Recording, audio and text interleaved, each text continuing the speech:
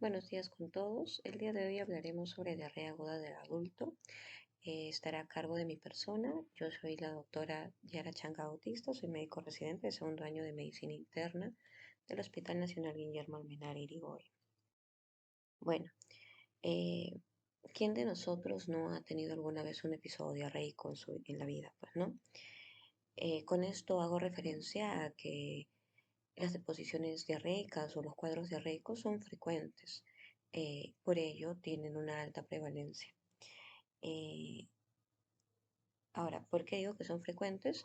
No solamente es frecuente en el día a día de las personas, sino también en el ámbito de la salud, a manera de la consulta, ya sea en la emergencia o la atención eh, ambulatoria. Por ello, creo que es importante que todos nosotros, ya sea la población en general, eh, tenga conocimiento sobre la enfermedad de raíz aguda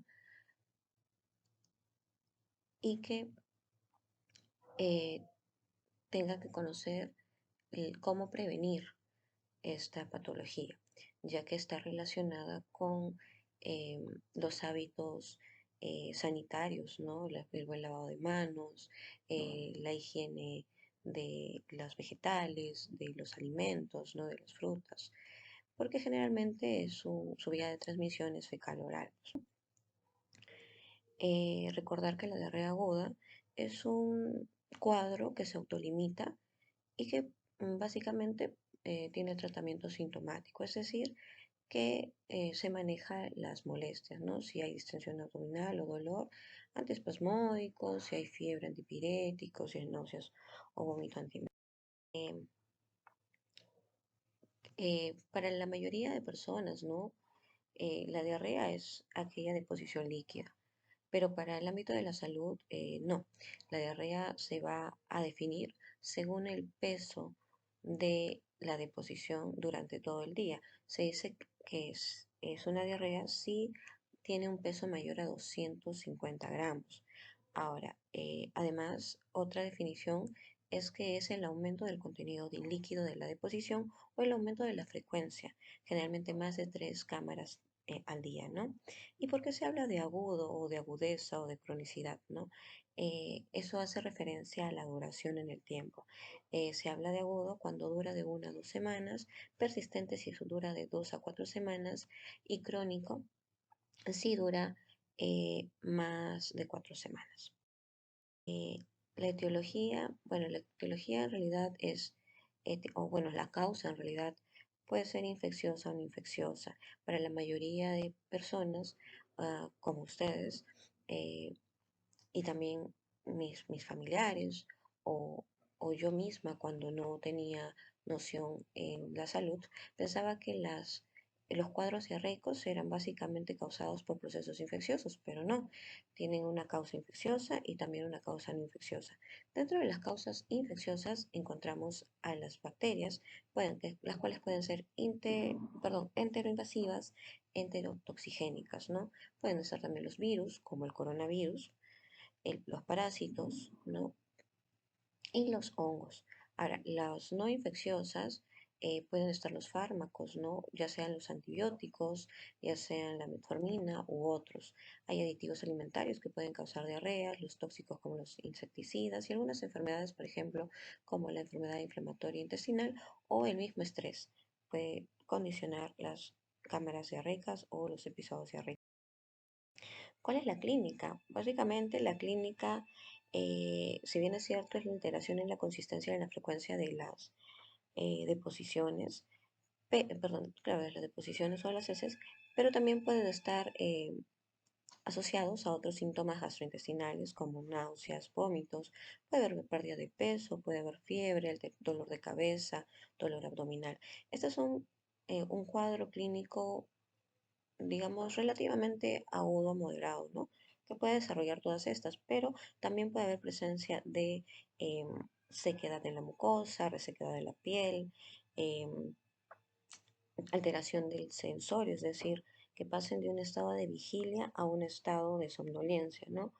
Eh, que presenten entre las deposiciones sangre, ¿no? Que se llama disentería.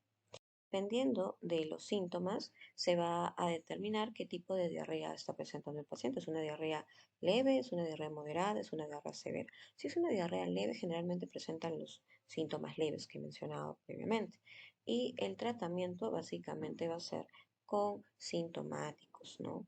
Y también con rehidratación. Se repone el líquido que pierde porque las deposiciones diarreicas generalmente se pierden mucho líquido y muchos hidroelectrolitos, ¿no? Entonces es necesario la reposición. Ahora, lo otro, perdón, la otra manera de diarrea es la diarrea moderada, ¿no? O la severa. Eh, Ambas pueden tener los síntomas leves más síntomas o signos de alarma, que serían la alteración del sensorio, la presencia de sangre en heces, eh, la poca tolerancia oral o que no tengan tolerancia oral, es decir, que vomitan todo y no ingieren alimentos por ello, entre otros. Eh, si el paciente se encuentra con una diarrea moderada o severa, quiere decir que ya sea porque está en un estado somnoliento, no va a poder recibir ningún tipo de medicación por vía oral o porque no tiene, perdón, tolerancia oral, no va a poder recibir la medicación de manera oral.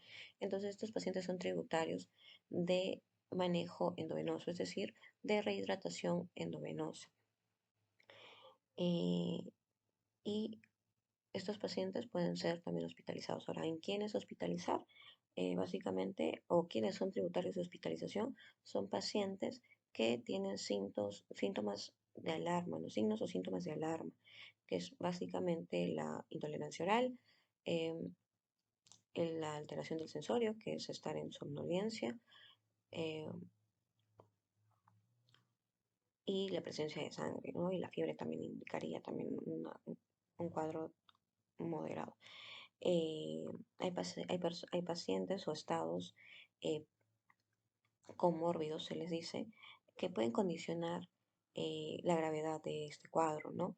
Ya sean pacientes diabéticos, deben de ser hospitalizados porque tienen tendencia a hacer infecciones severas, igual los ancianos, porque son pacientes frágiles y pacientes que tienen algún estado de inmunosupresión, por ejemplo, pacientes que tienen una infección por VIH o que tienen algún tipo de cáncer o que están recibiendo tratamiento quimioterápico, ¿no?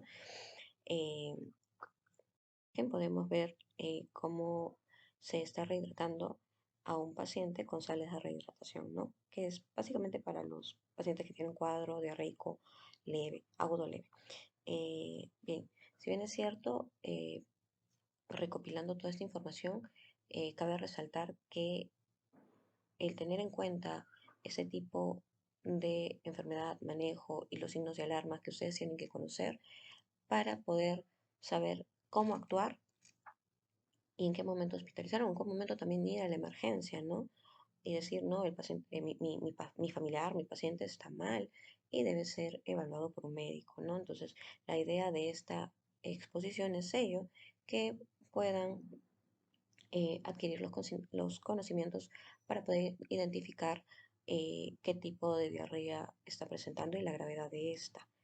Además de esto, cabe mencionar que y recalcar que generalmente los cuadros diarreicos infecciosos se transmiten por la vía fecal oral. Eso quiere decir que em, se adquieren mediante ingerir las excretas, ¿no?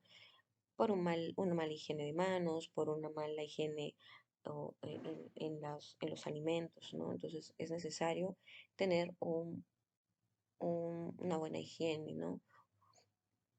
Bueno, espero que la exposición les haya servido. Agradezco su atención. Buenas tardes. Muchas gracias por la atención. Espero poder haberlos ayudado con esta exposición.